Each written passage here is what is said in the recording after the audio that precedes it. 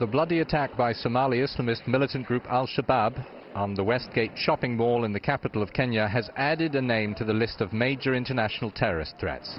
Here now is a well-trained, logistically coherent jihadist force. There was little guerrilla improvising in Nairobi.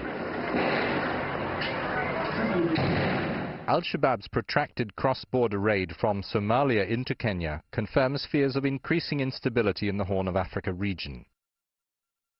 It proves that African Union troops' military offensive over the past 2 years to neutralize the Sharia-inspired militia was inadequate. It weakened them by driving them out of key cities they dominated, but it didn't defeat them. An Al-Shabaab spokesman as far back as in October 2011 had threatened Kenya with retaliation if it didn't get its soldiers off Somali soil.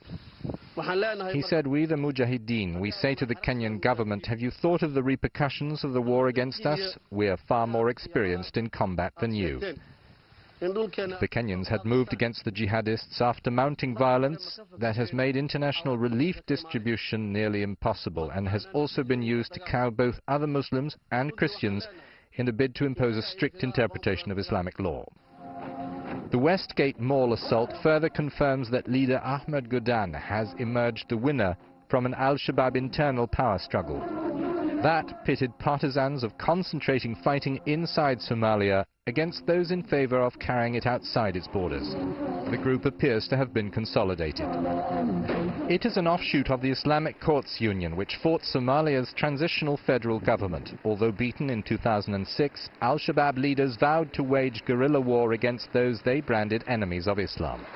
As of 2012, the Somalia-based cell of the militant Islamist group Al-Qaeda controls large swathes of the southern parts of the country and directly threatens neighboring Kenya and its capital.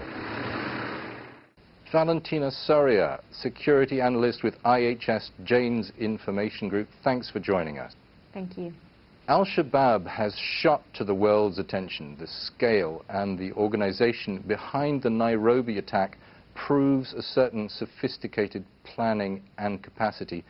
Was this a surprise for Western security services?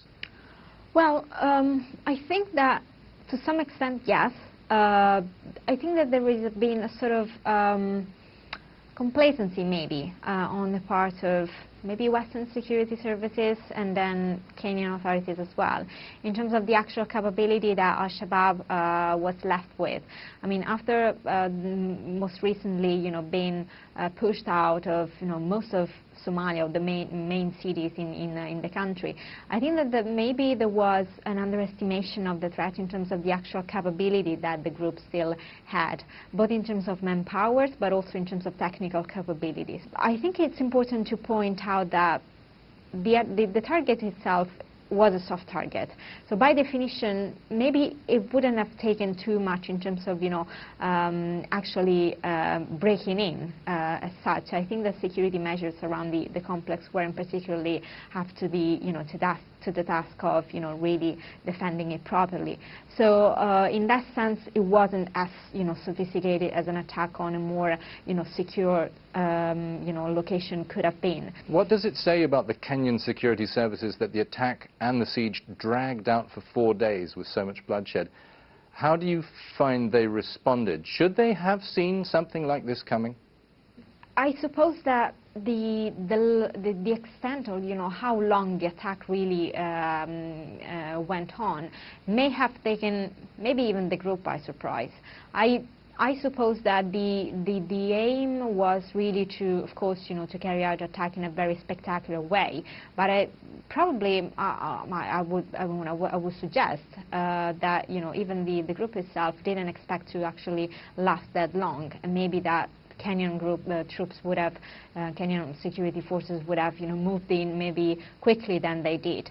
There was somehow a slow response to begin with, and I think that after the initial,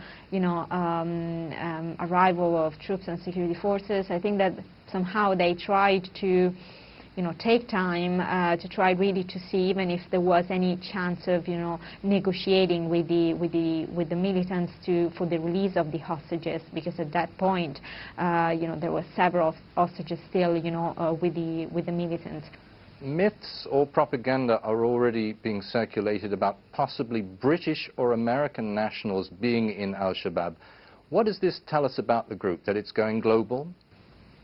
Well, Al-Shabaab has been focusing its effort on the recruitment of people from the Somali diaspora in Western countries, the U.S. in recent years.